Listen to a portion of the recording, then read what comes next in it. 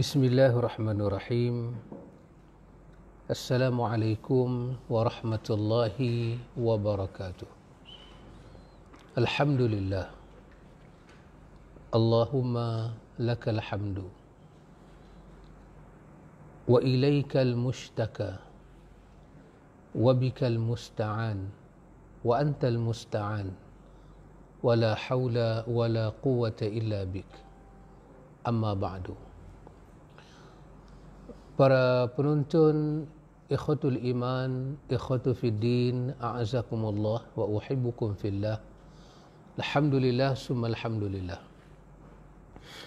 Dengan limpah kurnia daripada Allah Jalla wa Ala, ikhwan, alhamdulillah, rahmat Allah berterusan dalam hidup kita. Hari demi hari kita sentiasa mendengar cerita-cerita tentang keluasan rahmat Tuhan dalam hidup kita. Alhamdulillah, alhamdulillah. Karena itu kita menyatakan Allahumma lakal hamdu. Ya Allah, bagi engkaulah segala kepujian. Wa ilaikal mushtaka. Kepada engkaulah tempat kami mengadu, ya Allah. Wa bikal musta'an. Dengan engkaulah kami memohon pertolongan. Wa antal musta'an. Dan engkaulah tempat kami memohon pertolongan. Wala hawla wala quwata illa bik. Tidak ada daya dan upaya kekuatan melainkan dengan engkau, ya Allah. Betul, ikhwan. Ini dikatakan sebagai kunzun min ahli minal jannah, sebagai perbendaharaan dalam syurga, iaitu ucapan la hawla wala quwata illa billah. Iaitu memang kita tidak boleh buat apa-apa tanpa bantuan Allah, tanpa haul dan quwwah daripada Allah. Kemampuan, kekuatan itu semuanya milik Allah. La haula wala quwata illa bik. Tidak ada daya, kekuatan dan kemampuan melainkan dengan engkau, ya Allah. Alhamdulillah, ikhwan, limpah kurnia Allah begitu besar dalam hidup kita. Alhamdulillah. Kita cuba mengambil manfaat dan masa yang berbaki ini, ikhwan, untuk kita jadikan hari-hari yang berbaki pada malam ini sebelum kita rehat. Dalam pepatah dia kata annam akhul maut. Tidur itu adalah saudaranya kepada mati. Sebelum kita nak rehat, nak beristirahat, nak beradu, ini adalah masa berbaki untuk kita muhasabah, Kita cuba muhasabah pada malam ini. Kita cuba melihat pesanan yang ditinggalkan oleh seorang daripada insan yang agama ini mencatatkan bahawa dia beriman. Diterima imannya, diterima amal salehnya, diterima kebaktiannya, perjuangannya, diterima jiwanya. Jiwanya jiwa hanif. Al-Quran menyebut tentang kewujudannya.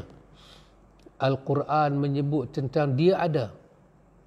Hadis yang sahih, sunnah yang sahih datang menyebut tentang bagaimana dia mendampingi, dia mendekati, dia membantu tertegaknya agama ini, dan dia menjadi peneman terbaik kepada kekasih Allah. Iaitu yang saya maksudkan di sini adalah Sayyidina Abu Bakar As-Siddiq radhiyallahu anhu. Dipanggil dengan nama Siddiqul Akbar. Dia disebut dengan nama Siddiqul Akbar. Dalam banyak orang benar, dia yang paling benar. Dahsyat, ikhwan, dahsyat. Ada suatu nasihat yang disampaikan oleh Siddiqul Akbar ini, oleh Sayyidina Abu Bakar As-Siddiq ini. Ini disebut oleh Al-Hafiz Abu Qasim At-Tabari daripada Nu'aim bin Namhah. Dia menceritakan tentang khutbah Abu Bakar. Ibnu Katsir menyatakan riwayat ini riwayat yang jayid, sanad dia baik, dan Abi Daud pun menyebut demikian. Dia menjadi pegangan kepada kita. Ada yang bermanfaat yang kita boleh ambil daripada perkataan Siddiqul Akbar ini. Dikatakan Abu Bakar memberi nasihat kepada kita. Kata Abu Bakar, Dia kata amma ta'lamuna annakum taghduna wa tarhauna ila ajalin ma'lum. Faman istata'a an yaqdiya al-ajal wa huwa fi 'amalillahi falyaf'al.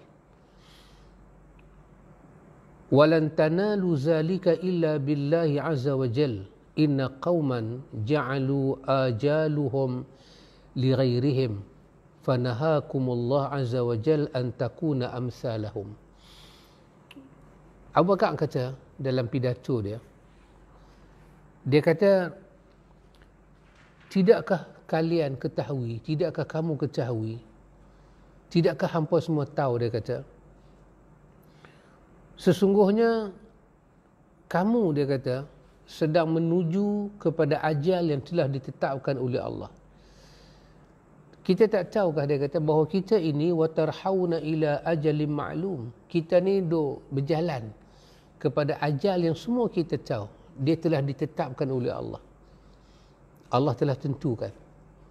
Ini ikhwan para ulama akidah selalu pesan pada kita daripada hadis yang kita baca dalam matan arba'in tu. Bila anak Adam tu nak dijadikan oleh Allah, 40 hari pertama jadi apa, 40 hari kedua jadi apa, ketiga, keempat jadi apa.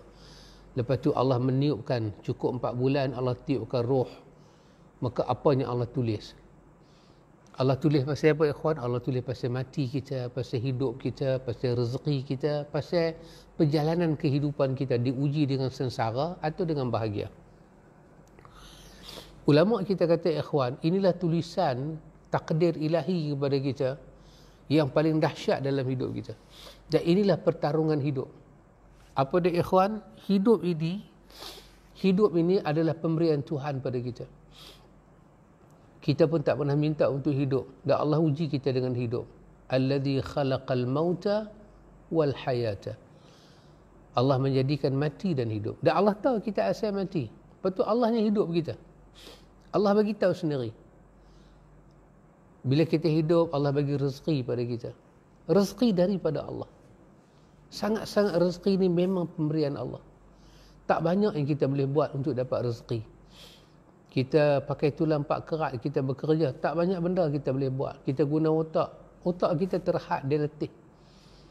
Pasal itu antum boleh tengok kadang-kadang orang dia kerja, orang kata dia kerja tu kerja betul punya kerja. Dia buat betul-betul kerja, atau akan tengok jasad dia jadi lemah, mata dia kuyu, tak sihat, tak cukup tidur. Ya, sangat terhad. Tapi kita dapat banyak. Kenapa kita dapat banyak? Sebab dia memang pemberian Allah. Pemberian Allah. Rezeki ni benda yang kita tak boleh fikir, ikhwan. Dia datang, biasanya rezeki datang daripada jalan yang diketahui, iaitu dengan kita mencari.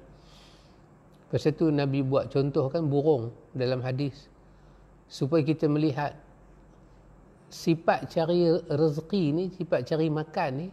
Kalau kita kata kita pandai cari makan, Allah ada makhluk tak pernah pergi sekolah pun boleh cari makan.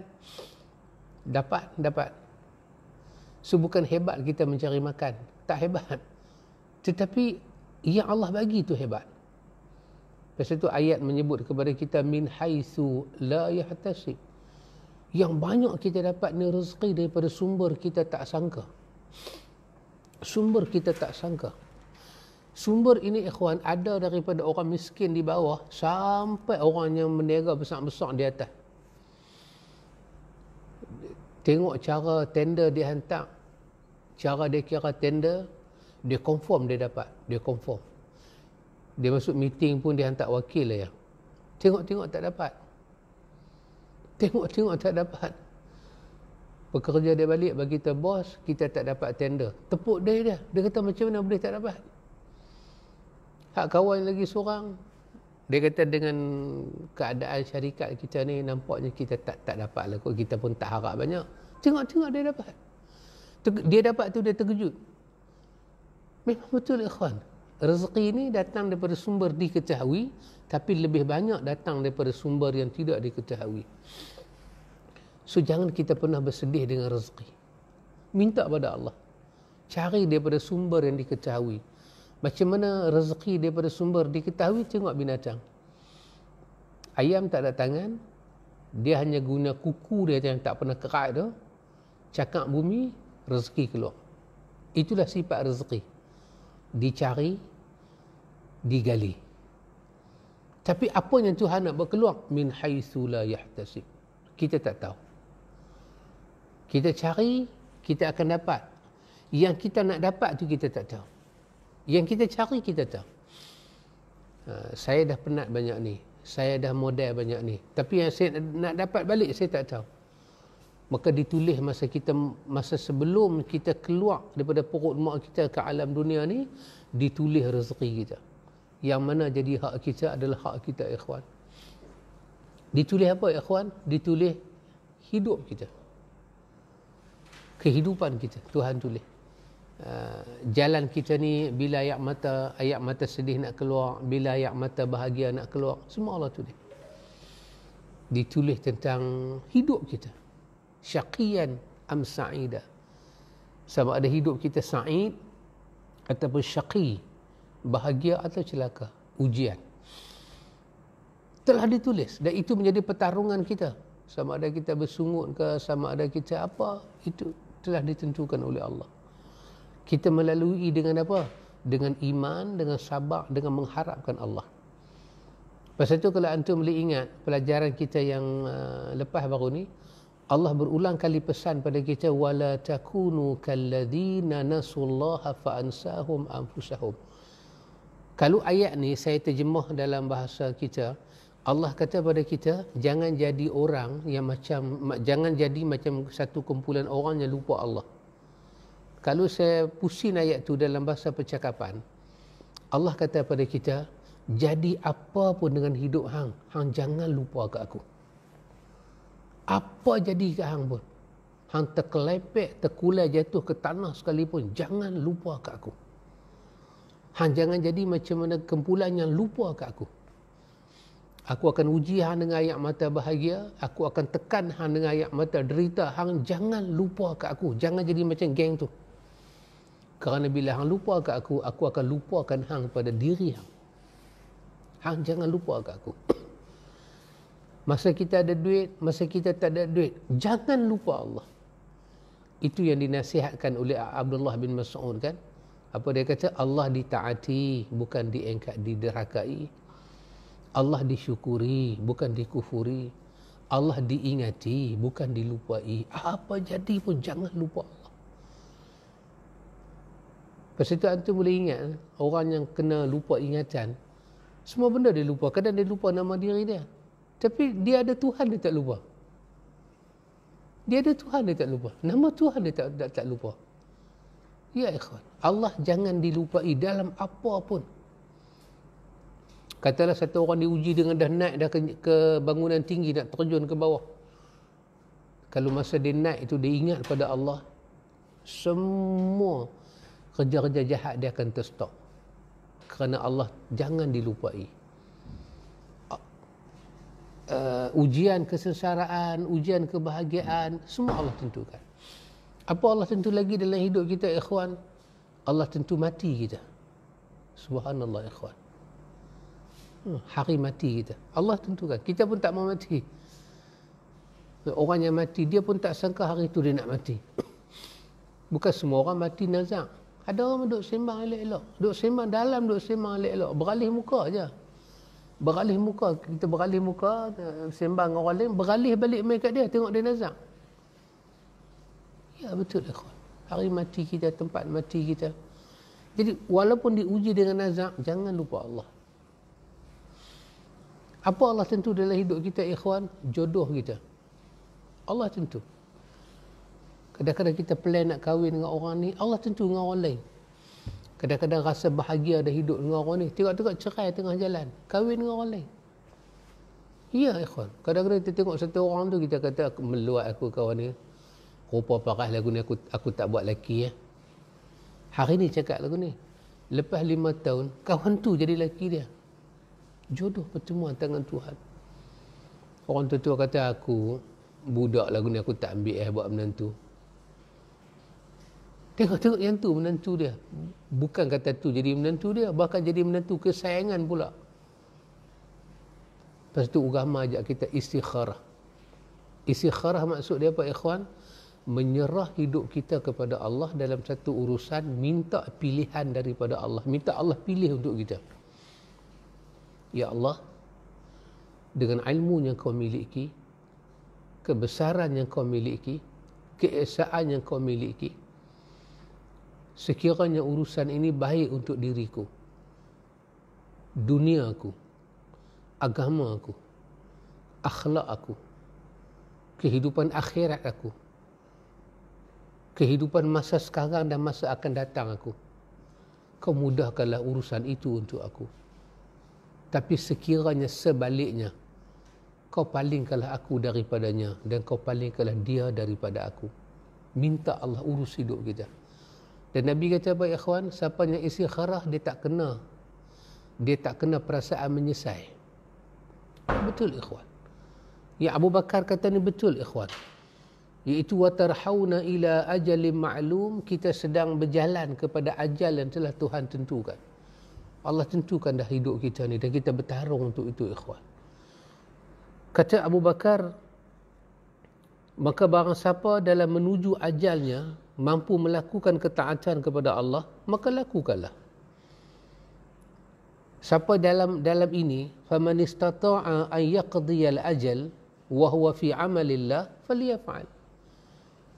Allah dah tentu dah ajal kita hidup dalam dunia ni, maka dalam tempoh kita hidup ni nak tunggu giliran kita. Kain kapan pun dah siap, keranda pun dah siap, semua dah ada dalam van jenazah aja. Van jenazah tu duduk jalan mai ke kita aja. Sampai rumah kita dia berhenti, matilah kita. Sementara ajal duk mai pada kita ni, Abu Bakar kata kalau kamu ada masa untuk beramal, beramal. Terus saya tunggu beramal. Siapa yang ada masa untuk beramal dengan Allah, wa huwa fi amalillah, dia boleh beramal untuk Allah, kerana Allah, beramal. Kata Abu Bakar, dia kata, ingat satu benda, walan tanalu dzalika illa billahi. Abu Bakar kata, dia kata, maka lakukanlah, dan kamu tidak akan sanggup melakukannya kecuali mendapat pertolongan daripada Allah. Betul ikhwan. Apa saja ibadat yang kita buat ni, kalau Allah tak tolong kita, kita tak dapat buat. Semua Allah tolong. Betul ikhwan. Hak yang Nabi ajak kita baca tu betul. Allahumma a'inni ala zikrika wa syukrika wa husni ibadatik. Lepas tu dia start dengan perkataan Allahumma a'inni. A'inni, ya Allah, tolong saya ya Allah. Ya Allah yang tolong kita untuk buat ibadat, untuk ikhlas, untuk jadi elok, dapat akhlak baik, nak susun hidup kita, nak dapat ketenangan, nak dapat rahmah, semuanya kita kata ini adalah inayah, pertolongan daripada Allah untuk kita. Abu Bakar kata pada kita ikhwan, inna qauman ja'alu ajalahum li ghairihim fanahakumullahu azza wa jalla an takuna amsalahum. Abu Bakar kata pada kita, sesungguhnya dia kata ada sekumpulan kaum yang menjadikan ajal mereka bukan untuk mereka, dan Allah melarang kamu untuk melakukan apa yang telah mereka lakukan. Ada orang kata Abu Bakar, ajalnya Allah tentukan itu, mereka tidak beramal untuk diri mereka. Dan Abu Bakar kata Allah telah turunkan ayat kepada Nabi dia, satu ayat dalam Al-Quran, dalam ayat yang ke-19 daripada surah Al-Hasyr ini. Allah kata kamu jangan jadi golongan itu yang tidak beramal. Iaitu kata Abu Bakar, apa yang Allah Ta'ala firmankan, wala takunu kalladzina nasullaha fa ansahum anfusahum. Dan janganlah kamu seperti orang-orang yang lupa kepada Allah, lalu Allah menjadikan mereka lupa kepada mereka sendiri. Ini telah kita bahaskan pada pertemuan sebelum daripada ini. Macam mana Allah boleh lupakan mereka kepada diri mereka? Berpunca daripada mereka yang lupa Allah. Maka perkataan fa'ansahum anfusahum itu natijah daripada nasullah. Mereka yang lupa Allah. Pasal tu dalam banyak benda ni kita nak lupa, ikhwan, Allah lah paling tak masuk akal kita lupa. Walaupun ahli maksiat sekalipun, Allah ni tak boleh lupa. Sentiasa ada. Tapi yang tu dia boleh lupa. Benda yang tak patut dia lupa. Maka Allah kata jangan jadi golongan ini. Jangan jadi golongan ini. Banyak daripada masa hidup dia, banyak daripada karenah-karenah kehidupan dia, yang Allah beri kepada mereka, yang Allah sampaikan kepada mereka, mereka sia-siakan. Betul ikhwan, sahabat Nabi yang bernama Uqbah bin Amir, dia satu hari dia pernah duduk dalam keadaan cemas. Sebab apa? Sebab dia terdengar apa yang Nabi cerita. Berubah muka dia. Iaitu Nabi bercerita tentang ayat 44 daripada surah Al-An'am. Ini pun ayat dah kita dah baca dah sebelum ni. Allah kata tentang falamma nasu ma dzukiru bihi fatahna alaihim abwaba kulli syai' hatta iza farihu bima utu akhadnahum baghtatan fa idahum mublisun. Iaitu tentang golongan yang Allah kata falamma nasu ma dzukiru bihi, apabila mereka melupakan peringatan Allah, apabila mereka melupakan kepada apa yang mereka diingatkan dengannya. Datang Nabi, datang Rasul, datang Quran, datang hadis, bagi ingat pada kita, begini cara kita beramal, ini yang patut kita buat, ini yang patut kita buat. Tapi dia bertolak. Kesemua tu dia bertolak. Fatahna alaihim abwaba kulli syai'. Maka Allah buka kepada mereka pintu-pintu kehidupan. Hatta iza farihu bima utu. Sampailah mereka tenggelam dalam keseronokan itu. Akhadnahum baghtatan. Allah mula bertindak pada mereka dengan keadaan sangat mengejut. Baghtah. Ada ulama kata dengan makna faujah, mautul faja'ah. Mereka mati dalam keadaan mengejut, tak bersedia untuk mati, tak dan buat ibadat. Orang Arab ni ikhwan, dia kalau tengok orang mati mengejut sampai tak buat ibadat, dia kata mautul himar. Dia kata mati dah seekor kaldeh. Dia sandar pada riwayat, tapi riwayat itu tak sahih. Tapi menjadi percakapan mereka. Dia nak habaq kata kawan tu teruk sangat mati. Kan kaldeh ni dah dia hidup, suara dia paling buruk. Suara dia hamir, buruk. Kemudian kalau dengar suara dia pun Nabi kita berlindunglah pada Allah daripada syaitan. Kaldeh ni tak banyak manfaat kita ambil. Bila satu orang tu nak habaq kata dia ni mati, mayang dah, apa dah, ibadat tak dan buat, dosa banyak, buat zalim ke orang, dia tak maulah nak sebut panjang. Dia sebut satu je. Dia kata mautul faja'ah. Dia kata mata rajul mautul himar. Dia kata kawan tu mati dah, mati kaldeh. Makna dia hina lah. Dia hina. Allah Ta'ala kata bila ada hamba dia lupa pada diri dia, lupa pada Allah, pada peringatan, datang peringatan dia lupakan, dia tolak, dia abaikan, Allah bagi kesenangan hidup. Satu orang kalau buat syirik, masalah ikhwan buat syirik, pakai tangkai ke, buat pengadang kedai ke, berniaga ke, buat benda-benda yang salah di sisi akidah dan tauhid. Ada juga masa orang buat pengadang, buat pelari-pelari, bisnes dia laju ikhwan, laju. Pasal memang ayat ni kata lagu tu, fatahna alaihim abwaba kulli syai'. Kami bagi kepada dia pintu-pintu kehidupan. Tuhan buka sampai tahap mana, hatta iza farihu bima utu, sampai dia betul-betul gembira, enjoy dengan apa dia dapat. Dia rasa inilah usaha yang berbaloi. Masa itu kata Allah, masa itulah kata Allah mengambil tindakan kepada dia. Allah kata akhadnahum baghtatan.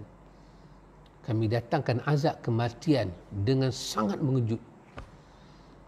Dengan sangat mengejut. Sekonyong-konyong, kata kawan kita dari seberang. Sekonyong-konyong. Datang mendadak. Tobat tak dan, istighfar tak dan, berbekai tak dan. Yang Quran kata kepada kita, bila ajal dia sampai, terus dia kata, Rabbi laula akhartani ila ajalin qarib fa asaddaqa wa akum minas salihin.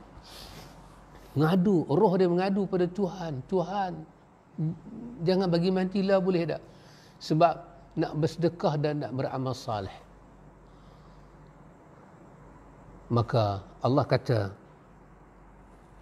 bila datang azab Allah macam ni, fa idzahum mublisun, mereka menyesal tak habis depan Tuhan.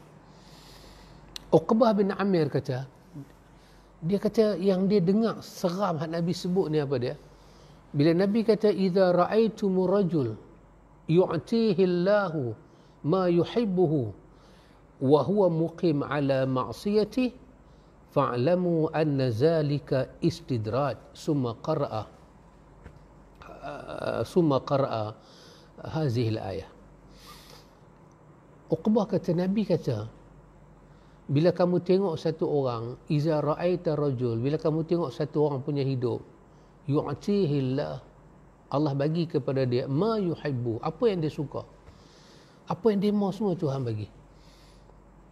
Atau dia nak buat jahat ke orang dapat, dia nak khianat bisnes orang dapat, dia nak tuduh menuduh orang dapat, dia nak berjatuh orang dapat. Tuhan bagi semua apa dia nak. Macam tak ada Tuhan ni macam tak halang langsung hajat dia. Semua dapat dan dapat dan dapat dan dapat. Tapi dia kata wa huwa muqim ala ma'siyati. Dalam masa yang sama kamu tengok kamu tu tak boleh tinggal maksiat. Dia muqim, dia bermukim dengan maksiat. Nabi kata, fa'lamu, kita yang tengok daripada jauh ni, tak usah cemburu apalah kat dia. Kena tahu satu benda, anna zalika istidraj. Yang dia dapat itu adalah nikmat yang akan membinasakan dia. Lepas tu Nabi baca ayat ni. Ayat 44 suratul An'am. Uqbah bin Amir, dia dengar, tak boleh tidur, ikhwan. Baru tahu kata, ya Allah. Baru tahu kata nilai nikmat yang mana, nilai rezeki yang bawa berkat yang mana, nilai kehidupan yang Allah tulis berkat yang mana, yang tak berkat yang mana. Kita kan macam tu, kalau kita berdoa pada Allah, kita maulah Tuhan makbul. Bila Tuhan tak makbul, kita kecewa. Kita kata, saya dah baca doa tapi Tuhan tak bagi lagi lah. Banyaklah saya baca doa. Kita rasa bila kita baca doa Tuhan bagi, yang itulah. Yang itulah tanda benak, udu'uni astajib lakum. Sedangkan hikmah Tuhan dalam astajib lakum tu bermacam-macam, Nabi sebut dalam hadis. Bermacam-macam. Kerana jiwa kita tu tak sampai, tak dapat menghayati rahmat Tuhan. Maka kita rasa bila Tuhan tak bagi tu, memang dia tak sayang kita lah. Sedangkan Tuhan kata, tak, bukan macam tu. Inilah nasihat Abu Bakar kepada kita, ikhwan. Abu Bakar kata, Tuhan melarang kita jadi macam golongan tu. Golongan yang mereka jadikan ajal mereka tu untuk orang lain. Tak untuk dia. Ajal itu bukan untuk dia, tapi untuk orang lain. Apa yang ada dalam diri dia ni semua untuk orang lain. Tak ada pun satu untuk dia. Sesungguhnya ada sekelompok kaum yang menjadikan ajal mereka bukan untuk mereka sendiri. Dan Allah melarang kamu untuk melakukan apa yang mereka lakukan. Allah larang kita, jangan jadi lagu tu. Kita muhasabah diri kita, ajal kita dia milik kita. Amal kita dia milik kita. Jangan jadi muflis akhirat. Kita penat buat amal di dunia, kena bagi ke orang. Jangan, ikhwan. Jangan. Kata Abu Bakar kata dalam khutbah dia kata, aina man ta'arrafuna min ikhwanikum, aina man ta'rifuna min ikhwanikum. Dia kata, di manakah saudara-saudara kamu yang kamu kenali? Mana ada kawan-kawan yang kita kenal lah ni, yang dulu hidup sekali dengan kita? Sungguh mereka telah mempersembahkan apa yang kamu persembahkan pada hari-hari yang telah mereka lalui. sebelum daripada ni pun mereka hidup macam kita hidup juga, ikhwan. Kawan-kawan kita yang meninggal, mereka pun macam kita juga. Qaddimu ala ma qaddamu fi ayyamin asfalahum. Mereka pun hidup macam kita juga kemarin. Tapi sekarang mana mereka? Tak ada dah. Minggu sudah ada. Bulan sudah ada. So, Pakcik Tahir dengan kita bulan 1 ada. 1 hari bulan 1 ada. 2 hari bulan 1 ada. 3 hari bulan 1 ada. 9 hari bulan 1 ada lagi. Zuhur ada lagi. Sampai pukul 4 ada lagi. Boleh sembang, boleh minum. Cukup pukul 4 balik. Pukul 7, pukul 8, pukul 9, hari yang sama. Tak ada dah pakcik. Malam, asar lohong ada. Daripada pukul 11 pagi ada, duduk, sembang. Sampai asar ada, asar balik. Maghrib dah tak ada, Isya dah tak ada. Tak ada tu tak ada untuk selama-lamanya. Serulah nama dia macam mana pun, tak main balik dia ke kita selama-lamanya. Aina ikhwanakum? Mana dia kawan-kawan kita yang kita kenal? Semua telah pergi. Ke mana mereka pergi? Abu Bakar kata Abu Bakar, mereka juga melalui hari-hari macam kita lalui. Mereka pun mengganti kebahagiaan dengan kesengsaraan. Ya ikhwan, mati ni dikatakan sebagai hazimul ladzat, qati'us syahwat. Dia putuskan kita dengan keseronokan, dengan kebahagiaan hidup dalam dunia. Dia putus habis. Habis dah kehidupan, dah keseronokan, senyum dalam dunia dah tak ada, dah habis dah. Abu Bakar kata, di manakah para pembangkang yang telah membangun negeri dan dikelilingi oleh benteng-benteng yang besar? Abu Bakar berucap tentang pemimpin-pemimpin zaman dia dulu yang lawan Islam, yang hidup dengan kekafiran, sombong dengan Nabi. Awal dulu mereka sombong daripada negeri yang besar sebelum Allah menganugerahkan Madinah pada Nabi. Tapi lah ni Abu Bakar jadi khalifah. Abu Bakar dalam khutbah dia kata, mana musuh-musuh kita dulu? Mereka jaga negeri mereka serang kita. Hari ni mana mereka pergi semua? Abu Bakar kata apa? Sungguh mereka telah berada di bawah tanah dan sumur. Hari ni mereka ada di mana? Habis dah mereka. Mereka dah tenggelam dah. Hari ni qad saru tahta sakhr wal abar. Hari ni mereka berada di bawah. Di atas daripada ada batu nisan, di bawah sekali. Depa lebih dalam daripada telaga yang kita korek telaga boleh keluar air. Kawan yang masuk dalam kubur tak keluar dah sampai lah. Dulu depa hidup sebagai pembangkang Islam, penentang ajaran Allah dan Rasul. Depa buat lebih kurang kat Nabi. Tapi hidup ni berapa lama ya kawan nak buat kat orang? Quran kata orang yang mati, hari dia mati, katalah dia hidup 70 tahun. Hari dia mati, Tuhan bagi dia tengok hidup dia. Dia rasa lagu mana hidup dia? Dia kata kalam hil basar. Dia kata saatnya aku hidup macam pejam mata buka balik. Wahai dia hidup 40 tahun. Dia hidup 70 tahun. Tapi bila mati mai kat dia, dia kata saatnya hidup. Itulah tempoh kita hidup, ya kawan. Tempoh kita hidup. Ada kawan yang rajin buat kira matematik kan. Dia beritahu dengan saya. Dia kata kalau ikut Quran kata 1000 tahun dunia sehari akhirat. Dia kata kalau 1000 tahun tu kita pegang 24 jam. Kalau kita ambil 1/10 daripada 24 jam tu 100. Bermakna kalau satu orang boleh hidup 100 tahun dalam dunia, dia baru hidup 1/10 daripada 24 jam. Kalau umur dia 100 tahun. Jadi kalau 1000 tahun itu kita pindah kepada 24 jam ni, dia katalah saya tak kira apa, saya duk angguk je lah. Macam betul lah kot. Jadi dia kata kalau 1000, kita ambil 10% dari 100, kita nak bahagi dengan 24 jam, dia kata lebih kurang 24 jam ni dalam 2 jam setengah dia kata. 2 jam setengah. Siapa yang umur dia 100 tahun mati, cukup 100 tahun mati, artinya dia baru hidup 2 jam setengah. Beranak pukul 1, mati pukul 2.30. 2 jam setengah, 3.30 dia mati. Kita rasa lama dah berubah rambut ikhwan daripada putih, hitam jadi putih. Tak. Sat saja. Cuba bayang kalau orang tu mati umur 50.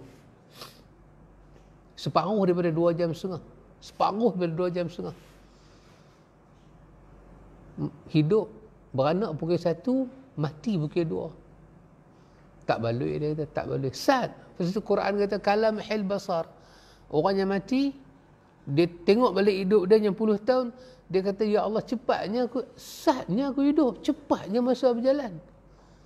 Maka betul lah kata Abu Bakar kat sini, ikhwan. Tengok, ada satu yang dahsyat Abu Bakar kata. Abu Bakar kata apa? Dia kata, haza kitabullah, la tufna ajaibuhu. Dia kata apa? Abu Bakar kata, inilah kitab Allah yang tak pernah usang keajaibannya. Allahu Akbar. Inilah Quran. Yang Quran ni tak pernah hilang daripada keajaiban-keajaiban. Quran yang Allah beri pada kita, ikhwan, sentiasa penuh dengan keajaiban dan keajaiban. Kata Abu Bakar, fastadhi'u minhu liyaumi zulmah.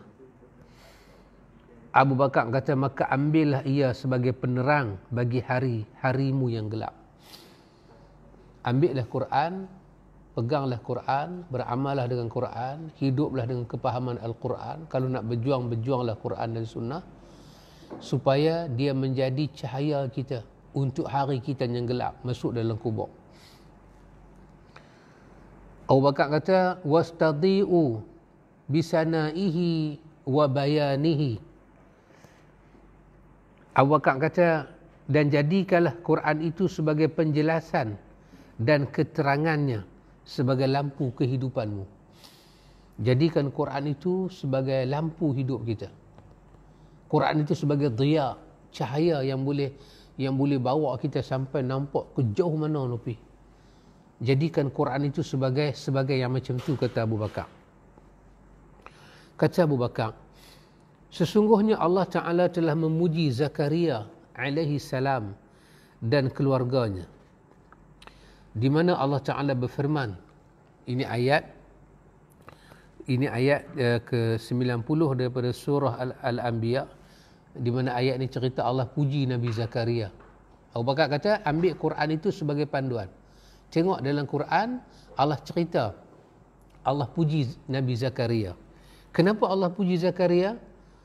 Allah kata, innahum kanu yusari'una fil khairati wa yad'unana raghaban wa rahaba wa kanu lana khashi'in.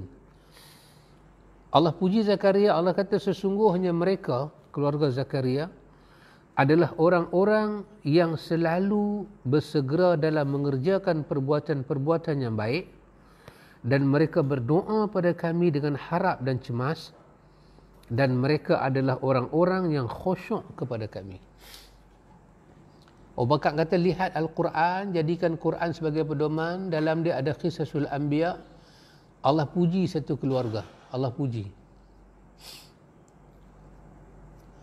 Tadi saya satu perkataan kawan sebut dengan saya, menarik. Perkataan dia simple. Kita kata macam cakap kosong kan, tapi menarik. Saya tanya, saya kata, cucu berapa orang? Dia habaklah cucu berapa orang. Saya tanya, cucu nama apa? Dia jawab kat saya, dia kata, nama cucu ni saya tak bagilah, anak-anak mereka bagilah, anak-anak mereka. Tapi saya cuma kata lagu ni lah. Bila mereka tanya nama apa yang baik, saya kata, kalau perempuan, Ini sahabat ceritakan saya. Dia kata kat anak dia, kalau perempuan buh nama Khadijah atau nama Aisyah, tu salah duk pergi cari nama-nama kapit, bunyi Arab ke, bunyi Siam ke, bunyi Brazil ke, tak payahlah. Dia kata Khadijah adalah satu nama di mana Allah sendiri kirim salam ke Khadijah. Aisyah adalah satu nama di mana hadis menyebut Jibril turun habaq kepada Nabi Muhammad, sampaikan salam aku pada wanita itu. Masa Nabi nak kahwin dengan Aisyah, Jibril bawa gambar Aisyah dalam mimpi kat Nabi. Maka dia kata kat anak dia kata kalau dua orang macam ni nama dia kamu tak tertarik nak bubuh, macam ni punya hebat orang ni, maka aku juga tak tertarik dengan apa-apa nama yang hampa nak buh kat anak hampa. Aku tak rasa hebat pun kalau hampa tak tertarik dengan dua nama ni. Oh subhanallah. Ini satu contoh yang kecil menunjuk kepada nilai hubungan jiwa. Benda tu simple aja, tak ada apa-apa. Pasal apa buh nama Khadijah? Bini Nabi. Tapi ada orang nampak Khadijah sebagai isteri Nabi, takat tu aja. Tapi ada orang nampak lebih penghormatan yang Allah bagi pada dia. Itu boleh bayang bila Khadijah dalam tafsir Qurtubi, masa Qurtubi lalu pada ayat surah Tahrim, ayat-ayat nak habis lah surah Tahrim, yang Allah cerita tentang dua wanita yang salihah, dua wanita yang tidak salihah. Dua wanita yang salihah tu siapa dia? Asiyah dengan Maryam. Dua wanita yang tak salihah tu siapa dia? Isteri Lut dan isteri Nuh. Di bawah ayat tu, Imam Qurtubi cerita masa Khadijah nak wafat, Nabi kata pada Khadijah sepatah, Nabi kata, Khadijah, tolong sampaikan salam aku kepada Asiyah binti Muzahim. Sampaikan salam aku kepada Maryam binti Imran. Masa Khadijah nak wafat. Lepas tu Khadijah kata kat Nabi, ya Rasulullah, saya tak kenal mereka ni. Di mana saya nak cari mereka? Dalam tafsir Qurtubi itu, dibawa riwayat, Nabi kata pada Khadijah, Nabi kata, mereka sedang tunggu kamu dalam syurga. Kalau orang macam ni, kita tak ada ruh tertarik nak pakai nama dia untuk zuriat kita, bermakna kita habis berkat lah dalam hidup. Ya betul ikhwan. Ini isteri-isteri Nabi ni ada datang surah apa? Datang surah Al-Ahzab cerita bagaimana Allah memberi penghormatan kepada Ahlul Bait, keluarga Nabi. Jadi kenapa Allah muliakan Zakaria? Tu tengok. Allah muliakan Zakaria dan keluarganya, kenapa? Kerana kanu yusari'una fil khairat. Kerana mereka ini bukan kata buat baik, yusari'u. Mereka pantas dalam kebaikan. Artinya dalam hal kebaikan ni tak perlu ada satu orang pergi ajak mereka. Tuan, ada sampai masa kita buat baik. Tak, kebaikan tu daging darah mereka. Yusari'una fil khairat. Mereka begitu. Kalau dalam bahasa Penang lah, pasal kita masih kuliah di Penang kan, kita tak langgak, kita tak rentah negeri. Dalam Penang lagi. Kuala Lumpur pun kita tak pergi. Orang Kuala Lumpur kata, mamak ni dah menyombong. Bukan menyombong, kita nak Penang, jaga Penang lah. Mereka ni satu kumpulan manusia, yusari'una fil khairat. Bahasa Pulau Pinang dia kata apa? Dia kata cargas. Mereka ni apa? Cargas. Apa panggil apa bahasa cargas? Dia pun cargas. Orang Penang kata cargas dia cakap. Dia pun betul-betul cargas. Tak payah satu orang nak pergi habaq kata buat. Dah. Kebaikan itu, al-khairat itu menjadi daging darah mereka. Jantung, pam, hidup. Kalau tak boleh buat khairat, dia pun tak boleh duduk. Dia pun nak rebah, nak sakit. Allah kata kanu, mereka ini innahum kanu yusari'una fil khairat. Satu, charity mereka dahsyat. Yang kedua, wa yad'unana raghaban wa rahaba. Allah kata mereka dalam hal berdoa pada Allah dengan penuh harap dan cemas. Maksud dia ikhwan, macam Nabi Adam baca doa kan, Nabi Adam kata, wa illam taghfir lana wa tarhamna lanakunanna minal khasirin. Itu nama dia raghaban wa rahaba. Nabi Adam harap sangat pada Tuhan dan dia cemas kalau Tuhan tolak doa dia. Sampai dia kata wa illam, dia guna perkataan wa illam. Ya Allah, kalau permohonan istighfar aku ni, permohonan minta rahmat aku ni, kau tolak, kau tak rahmati aku, kau tak ampuni aku ya Allah, maka pasti aku jadi orang yang rugi. Aku akan musnah ya Allah. Macam tu punya mengharap dan takut dan cemas Adam alaihi salam. Abu Bashar ini manusianya awal, dia menjadi bapa bagi segala manusia. Setelah Adam, semua para anbiya ada jiwa tu ikhwan. Zakaria ada. Bahkan Allah cerita dalam Quran, Zakaria ni bila dia minta sesuatu pada Tuhan, dia minta dengan suara yang nidaan khafiyan. Suara dia tu punya slow, rendah, dia minta pada Tuhan, dia tak bagi isteri dia pun dengar. Maka Allah puji dia. Allah kata apa? Wa kanu lana khashi'in. Mereka ini kepada kami sangat tunduk dan khusyuk, kata Allah. Abu Bakar As-Siddiq, Siddiqul Akbar ni, dia kata, cuba tengok ayat ni. Ayat yang Abu Bakar baca awal tadi, Allah kata jangan jadi macam golongan tu yang melupakan Allah. Dia lupa hari mati dia, hari persiapan dia, dia akan dihisap. Jangan jadi lagu tu. Tapi jadilah golongan yang macam ni dalam surah Al-Anbiya 90. Ini seperti keluarga Zakaria alaihi salam, keluarga yang besar. Lepas tu kata Abu Bakar, sungguh kata Abu Bakar, tidak akan mendapat kebaikan perkataan yang tidak diniatkan untuk mendapatkan wajah Allah. Abu Bakar kata, ikhwan, dalam kata-kata dia ni, kata Abu Bakar, la khaira fi qawlin.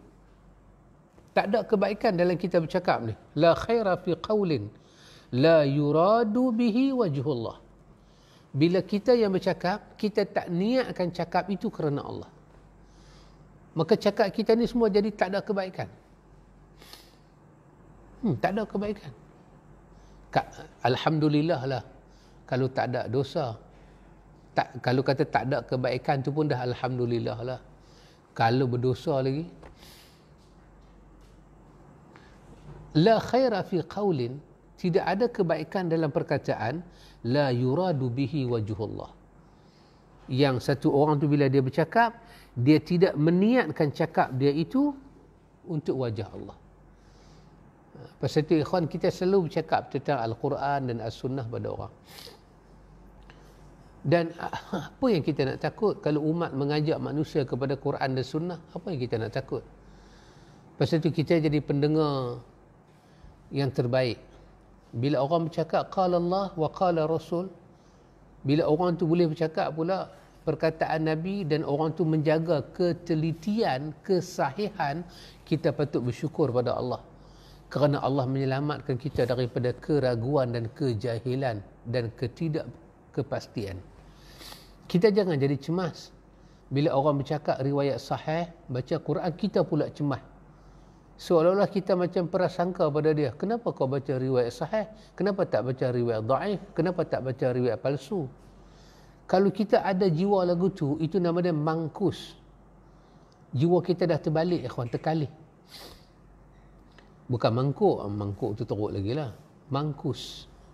Jiwa kita dah terbalik. Sepatutnya kita cemas bila ada orang boleh baca riwayat. Saya bukanlah nak kata, tapi saya nak kata lah juga kan. Antum tengok kita, bila ada orang, dia ceramah, dia kata, tadi saya bercakap dengan virus corona. Virus corona sembang dengan dia. Virus corona sembang dengan dia, lepas tu suruh dia pergi habaq ke orang, kata corona akan keluar daripada dunia. Kalau buat lagu ni, buat lagu ni. Corona sembang dengan dia. Yang ni bukan mangkus, ni memang mangkuk lah. Ikhwan, kalau ada orang boleh percaya, ada satu makhluk Allah boleh bercakap dengan corona, yang doktor duk tengok dengan Lepas itu panggil COVID-19. Duk teropong tengok. Tak jumpa. Macam mana rupa parah dia? Ada orang etikah dalam masjid, corona datang. Corona kata, Bib, sampaikan kepada mereka, saya akan tinggalkan negeri ini. Kalau tinggal maksiat ke semua, Allahu Akbar. Patutnya cakap lagu ni lah yang kita kena ragukan. Macam mana cakap tak masuk akal? Doktor pakar ada lawan corona, dia orang terkejut biji mata nak gila. Sebab apa? Lagi gila ada percaya. Itu tengok. Tapi terbalik, bila orang tu baca hadis sahih, bagi tahu ni amalan Nabi, bagi tahu kata ini daripada Nabi, ini tidak sahih, yang sahihnya yang ini, tiba-tiba kita duka cita. Kenapa dia duk kata tak sahih? Kenapa dia duk kata lagu ni? Kenapa dia duk kata lagu ni? Kita bimbang orang menyampaikan riwayat sahih. Patut kita bersyukur pada Allah, ikhwan. Kita tak tahu benda tu ya ke tak. Kita tak tahu. Seperti mana kita tak tahu, ikhwan, menjadi amalan para sahabat Nabi. Lepas daripada Nabi wafat, sahabat-sahabat Nabi ni, ikhwan, kalau mereka hidup sama-sama dengan mereka, katalah satu sahabat, ambil Abu Bakar ke Umar ke sebagai contoh, mereka berjalan. Jalan-jalan pergi rumah sahabat. So, ini saya contohkan saja. Saya nak abang kata kehidupan sahabat. Dia pergi rumah kawan, katalah kawan jamu ayak. Dia tengok tuan rumah tak minum. Sahabat Nabi akan tanya. Dia kata, sahabat awak tak minum sekali. Dia tu kata puasa. Katalah yang jadi tetamu tu Umar. Ataupun orang datang ke rumah Umar. Umar buat minuman. Umar tengok dia tak minum. Umar akan tanya, apa sebab tak minum? Katalah dia kata dia puasa. Maka Umar akan tanya satu soalan. Dan ini menjadi hidup para sahabat. Puasa apa? Sebab kalau kata dia puasa, tentulah daripada Nabi. Macam mana Umar tak tahu? Umar kata, hang puasa apa? Kenapa hang tak beritahu kat aku hang puasa kalau Nabi ajak? Umar katanya, Isnin ke hari ini? Khamis ke hari ini? Arafah ke hari ini? Ini daripada 6 Syawal kah? Ni puasa apa? Kalau dia kata tak ada, saja-saja saya puasa, apa sahabat akan kata? Pergi buka puasa bang. Kerana jangan kamu beramal dengan apa yang Nabi tak pernah ajak. Kerana ibadat ni bukan suka-suka. Ibadat dibuat di atas Muhammad sebagai contoh. Waqaf ala Rasulillah. Ibadat ni kita kena waqaf macam mana Rasulullah.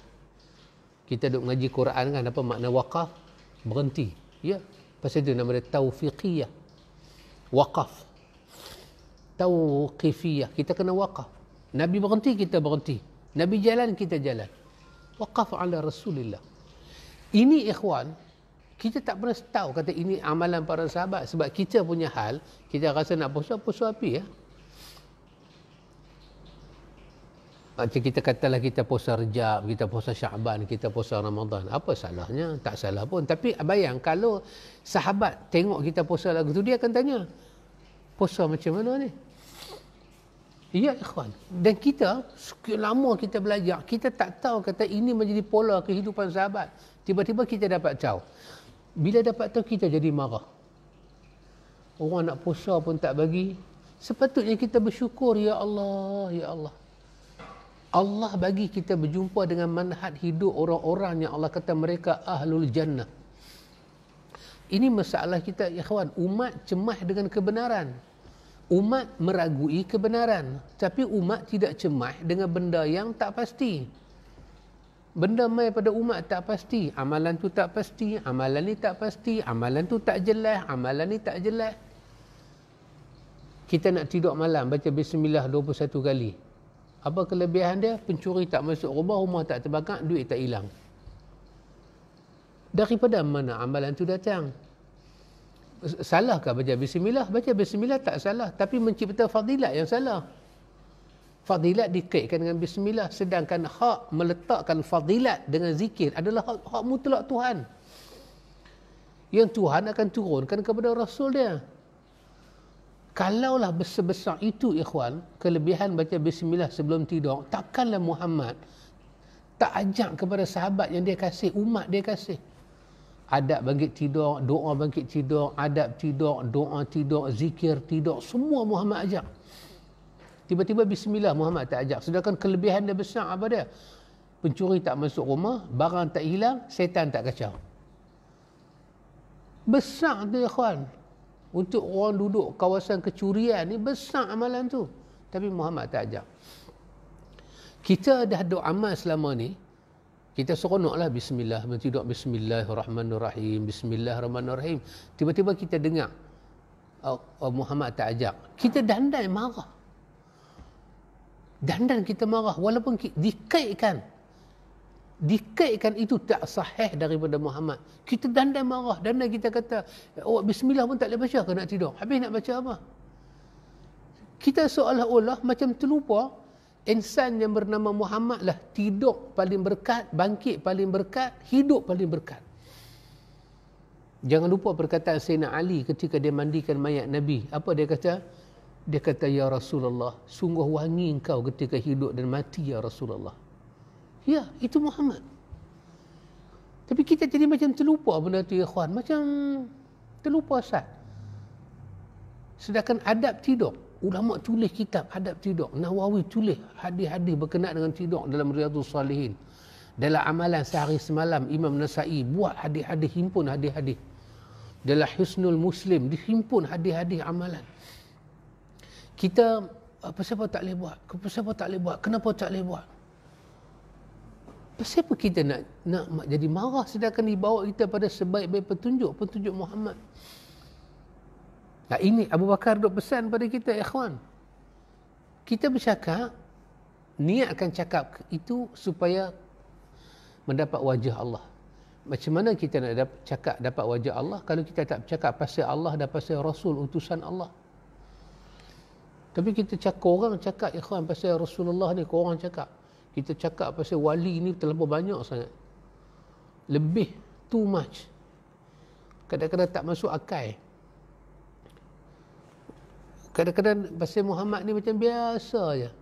Sedangkan dia salawatullah wassalamuhu alaihi. Kata Abu Bakar, tidak akan mendapat kebaikan. Tidak akan mendapat kebaikan harta yang tidak diinfak di jalan Allah. Ya ikhwan, demikian harta kata Abu Bakar. La wala khaira fi malin, tidak ada kebaikan pada harta yang harta tu tidak diinfak fi sabilillah. Ada duit banyak, harta banyak, sikit tak menyumbang untuk Allah, harta tu tidak akan ada kebaikan.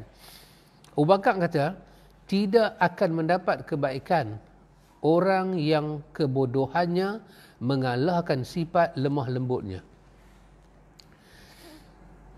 Bodoh tu ikhwan, sampai nampak pada akhlak dia bodoh. Habis akhlak dia tu mencemarkan, menggambarkan dia bodoh. Habislah ikhwan. Di mana lemah lembut dia? Maka kata Abu Bakar, wala khairan fi man yaghlibu jahluhu hilmuhu. Sifat halim ni, sifat penyantun dikalahkan oleh sifat kejahilan. Kadang-kadang dia bertengkar dengan orang tu, dia bertengkar benda dia tak tahu. Dia bertengkar benda dia tak tahu. Kadang orang kata Nabi tak buat. Perkataan dia Nabi tak buat. Kenapa itu nak dijadikan masalah? Nabi tak buat. Dia tanya kita, mana hantar Nabi tak buat? Hang hidup zaman Nabi. Allah. Apa punya soalan? Macam mana kita tahu Nabi tak buat? Kerana tidak ada riwayat kata Nabi buat. Lepas tu dia tanya kita, mana ada riwayat kata Nabi tak buat? Tak mampu kita. Lepas tu kita disembang dengan corona. Dia suruh kita buat main riwayat, yang riwayat tu kata Nabi tak buat. Kok mana kita nak pergi korek riwayat tu? Dia bila tak ada riwayat kata Nabi tak buat, itulah hujah kata Nabi tak buat. Dia mau satu riwayat, Nabi kata aku tak buat. Mana ada riwayat lagu tu? Kebodohan dia mengalahkan sifat kesantunan dia. Habislah ikhwan. Yang ni lah ikhwan, dalam hidup kita ni, pertarungan ni kita kalah kadang-kadang. Al-Fadhil memang kalah. Bila kita berada dalam situasi Allah menguji akhlak dan ilmu. Kalau ikut dari segi ilmu, kita bercakap mengenai menang ke kita. Tapi kalau kita cakap juga, akhlak kita terkorban. Maka agama mengajak kita memelihara akhlak. Menang pikat dia. Tapi kita terpikat juga kalau dia menang, dia jaja ke orang. Kita terpikat, saya bukan nak menang pun, hanya nak tegak kebenaran. Tapi bila kita tegak kebenaran, kita akan hilang akhlak macam mana dia hilang akhlak. Di situ kita banyak gagal, ikhwan. Gagal. Dari semua kita gagal dalam bab-bab itu. Hatta para ulama sekalipun mereka gagal. Bila itu yang dipesan oleh Abu Bakar. Janganlah kebodohan kita dikalahkan. Jangan kebodohan mengalahkan sifat halim, sifat lemah lembutan, sifat rahmah, pandang simpati ke orang. Ialah walaupun dia cakap tak betul, tapi kita nak bantah lebih, kita tengoklah umur dia sama. Walaupun amalan dia kata tu ada, kita selama kita duk belajar ni Nabi tak buat. Tapi bila kita nak bantah dia dengan umur dia, dengan suara kita tinggi, kita terus bantah dan biar pilih kat dia hari tu. Kita ada hari lagi. Ada hari lagi. Kita boleh jaga akhlak kita. Nanti ada hari kita boleh cakap baik. Hari ni kalau kita bercakap nampak emosi kita terganggu, tinggalkan. Doakan dia, ya Allah, semoga Allah merahmati Pak Cik. Banyak saya dapat dengan Pak Cik ni, saya pun tak tahu. Pak Cik, saya nak baca dalam buku mana Pak Cik? Saya ni jenis yang dengar ni, boleh dengar tapi saya cepat lupa. Kalau buku, saya nak baca buku apa Pak Cik? Biar dia keluarkan kebodohan dia. Tetapi yang tidak menjatuhkan maruah dia dan tidak merosakkan akhlak kita. Lain hari. Kita jangan betulkan kemungkaran dengan kita kena buat mungkar. Jangan betulkan kesalahan dengan kita kena korbankan akhlak kita. Itu saya teringat perkataan yang disebut dalam La Tahzan itu.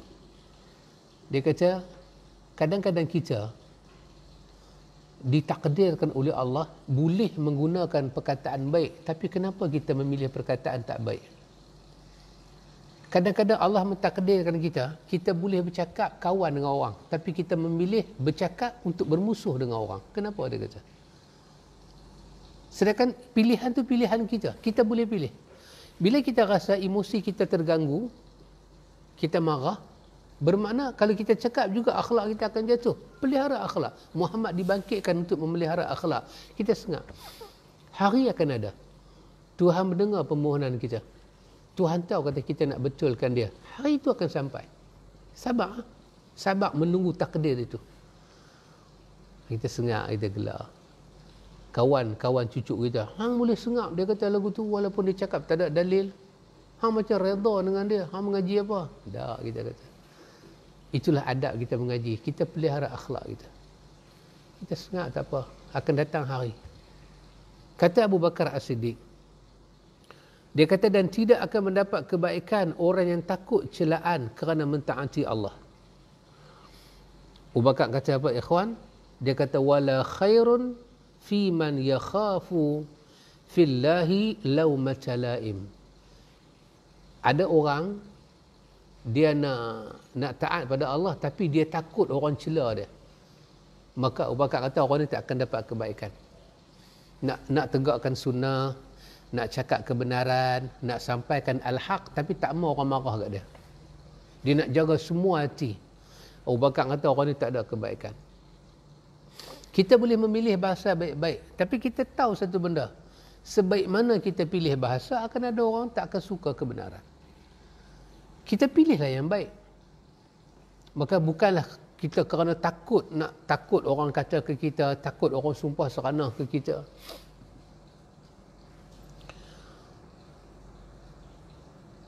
Ada satu perkataan yang menarik, ikhwan, yang kita nakal daripada para salafus salih. Apa dia kata? Ulama salafus salih suka kata pada kita ketika mereka lalui ayat wabasyiris sabirin, sampaikan khabar gembira kepada orang-orang yang sabar. Iaitu apa dia, ikhwan? Dia orang cakap, bila kita mau tengok kesusahan orang, kita selalu akan dapati kita tak susah mana. Tetapi apabila kita melihat kesusahan kita, kita akan dapati orang pula tak susah, kita lebih susah. Maka pilihlah yang pertama, lihat kesusahan orang, supaya kita tahu kata kita tak susah mana pun. Kalau kita ni berat, tengok orang lain. Daripada Al-Quran sampai kepada hadis menyebut kepada kita, lihatlah kepada orang di bawah kita, jangan tengok orang di atas kita. Ya ikhwan, Quran pun demikian. Bila kita pandai, kita bijak, Quran kata kepada kita, di atas orang yang bijak ada orang lebih bijak, di atas orang alim ada orang lebih alim.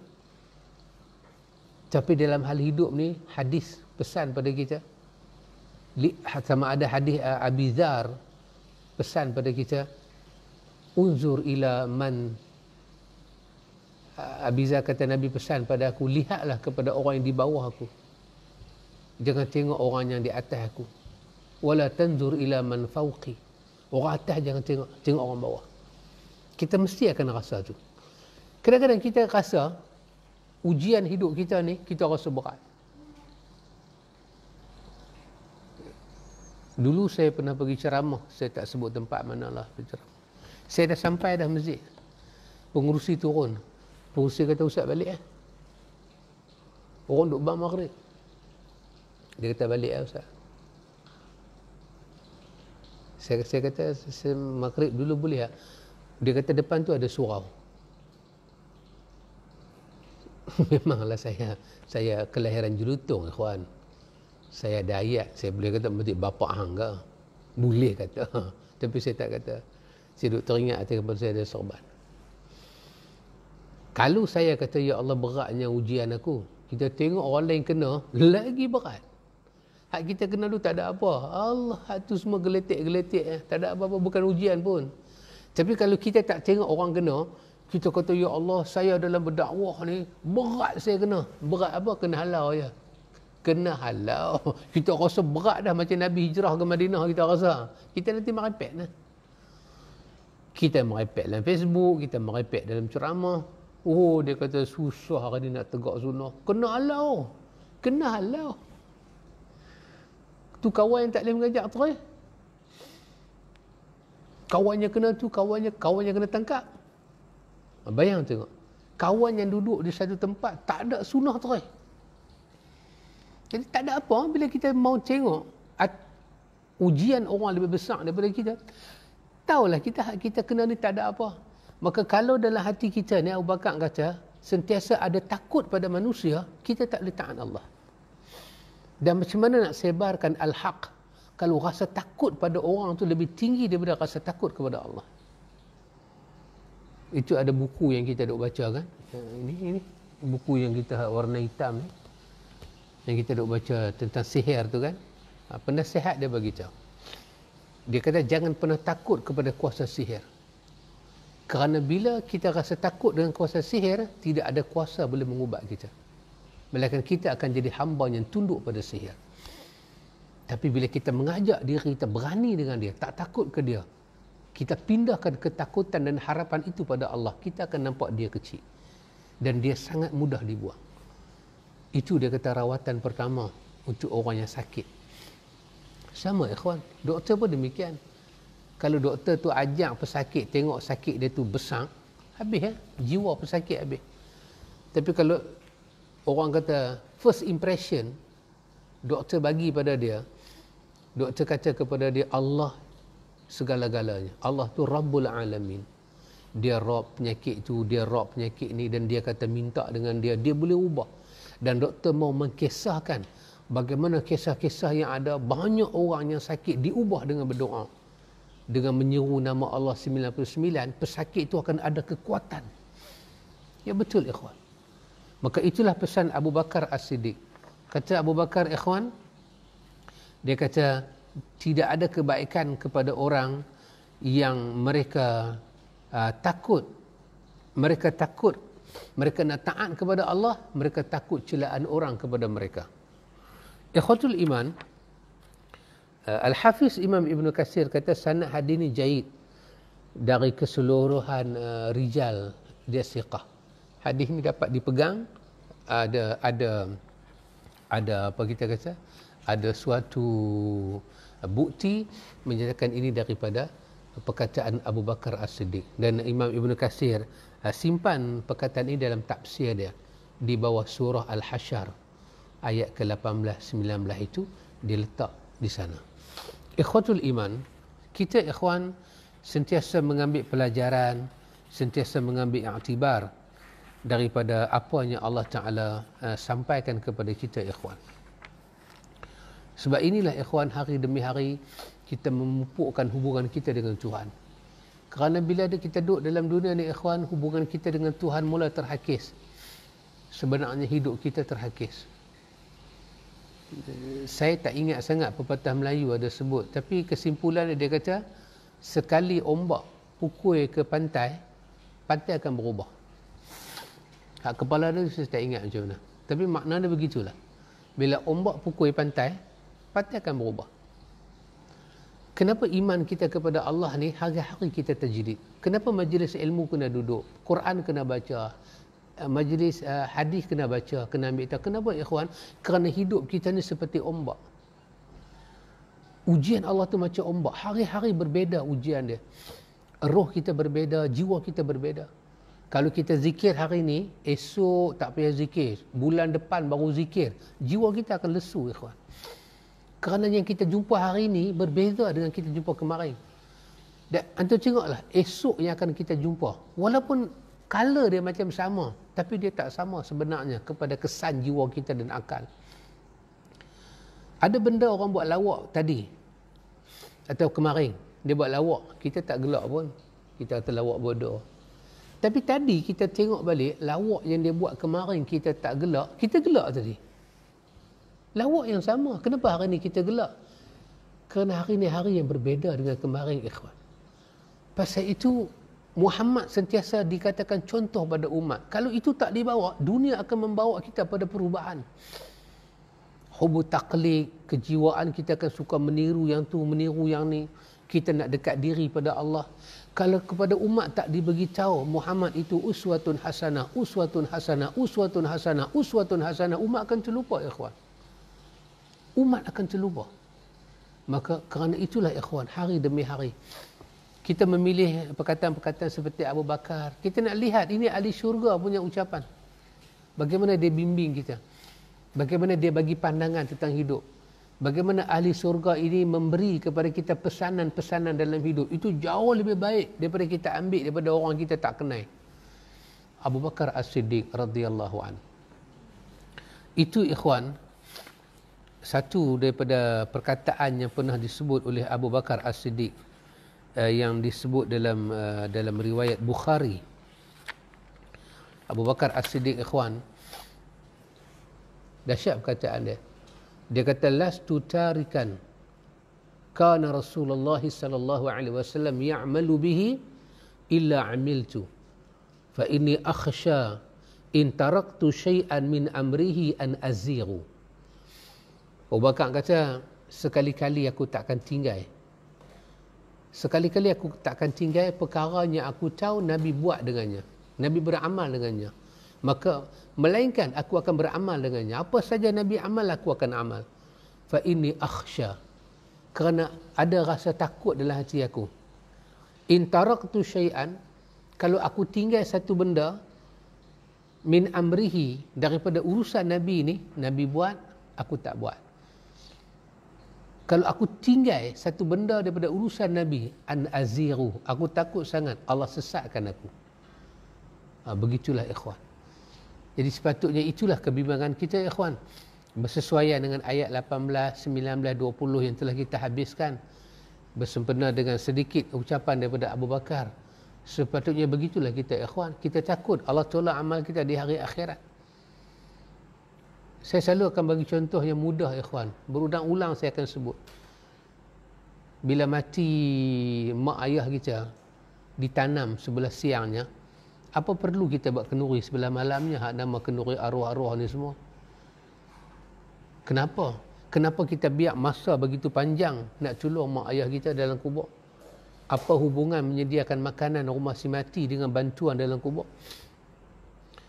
Kalau orang kata tak ada kena mengena apa, cuba tengok buat tahlil hari 1 hari 2 tak ada makan. Cuba buat tengok. Dia kata takkanlah tak buat, orang main rumah kita. Nak buktikan kata itu tak ada kena mengena dengan upah. Kalau tak buat pun orang nanti mai ikhlas mendok, try tengok buat. Tak boleh berjaya. Kenapa kita nak susahkan diri kita dengan benda ni semua? Sedangkan ada amalan yang sabit daripada Quran, sabit daripada hadis. Kalau si mati tu tak ada harta sekalipun, tak ada apa, tapi amalan ni confirm boleh membantu dia. Apa dia? Doa. Ayat 10 daripada surah Al-Hasyr. Nawawi dalam Al-Azkar kata berdasarkan ayat ini ijma'. Tengok ikhwan, Quran, sunnah, ijma'. Iaitu nombor 3, rujukan Islam. Ijma' para ulama' bahawa doa orang Islam yang hidup sampai pada orang Islam yang mati. Walaupun tak ada pertalian darah. Doa anak-anak pada mak bapak confirm sampai. Kenapa itu kita tinggalkan? Dan kenapa pula kita jadi cemas bila ada orang datang ajak kita. Kita ajakkan masyarakat ini perbanyakkan doa pada mak bapak dia. Tiba-tiba ada sekelompok masyarakat lain bimbang. Orang duk rajin doa pada mak bapak dia, lepas tu tak buat kenduri arwah. Kebimbangan apa ini? Ini yang tak masuk akal. Itu satu contoh yang patut kita fikir. Kita pergi atas kubur. Kalau zaman saya dululah, dia panggil bunga jala. Tanam-tanam bunga jala tak atas kubur. Apa kena mengena bunga jala yang kita beli di kedai India tu dengan mayat si mati tu? Apa kena mengena? Tak ada langsung kena mengena. Tapi kita tak fikir, kawan. Sedangkan agama ajak kepada kita bukan masalah tabur bunga, jurui hayat atas kubur, batu nisan. Agama ajak doa. Dan agama bagi tahu pada kita tujuan batu nisan tu apa dia? Supaya orang kenal itu kubur. Dan kita tahu tu kubur. Kita mudah datang. Dan kita tak langkah, kita tak pijak dia. Itu saja. Tapi kita pergi lebih daripada itu. Sampai kita meninggalkan apa yang diperlukan oleh mayat. Apa dia? Doa. Kita duduk, mak kita ditanam 10 tahun ke 11 tahun. Tak ada kena mengena dengan kenduri. Allahumma ghafir lahu warhamhu wa'afihi wa'afu anhu. Bahkan kita duduk tahiyat akhir tu kita boleh baca Rabbi ghafirli wali walidayya warhamhuma kama rabbayani saghira. Doa dalam solat lebih afdal daripada panggil orang mai rumah kita baca doa ramai-ramai lepas tu kita bagi dia makan. Dalam solat paling afdal doa. Lagi sekali kita tinggalkan. Sedangkan bahagian yang kita duk tinggal ini semua bahagian yang agama kata inilah yang terbaik, inilah yang terbaik. Bahagian yang kita buat ni tak ada dalil agama pun kata terbaik. Itulah satu contoh yang patut kita fikir, kawan. Tapi dia jadi pelik. Lagi sekali mangkus, keterbalikan pemikiran tu berlaku. Yang membawa al-haq dicurigai orang. Yang membawa benda yang tak pasti itu pula tidak dicurigai oleh orang. Maka itulah ikhwan. Itulah kebaikan yang kita dapat kalau kita mendekati Quran, mendekati sunnah. Dia ajak kita kok mana pun kita ada pola hidup. Panduan. Muhammad. Kenapa Muhammad? Dia Rasulullah. Bila kita hilang contoh ni ikhwan, kita terkapai-kapai. Kerana tu Sudiman buat lagu, Terkapar-kaparku. Cuba dengar balik lagu tu. Allahumma ghafir lahu warhamhu wa'afihi wa'afu anhu. Ikhwan, insya-Allah semoga Allah berkati kita. Allah bagi kebaikan pada kita ikhwan. Insya-Allah panjang umur, sihat badan. Kita sambung pada tajuk yang lain pula. Setelah kita menghabiskan tajuk ini 2-3 siri kita, iaitu berkenaan dengan muhasabah diri. Semoga ada kebaikan untuk saya dan antum sekalian. Barakallahu fikum, hayakumullah. Wa ila liqa, subhanakallahumma wa bihamdika asyhadu an la ilaha illa anta astaghfiruka wa atubu ilaih. Assalamualaikum warahmatullahi wabarakatuh.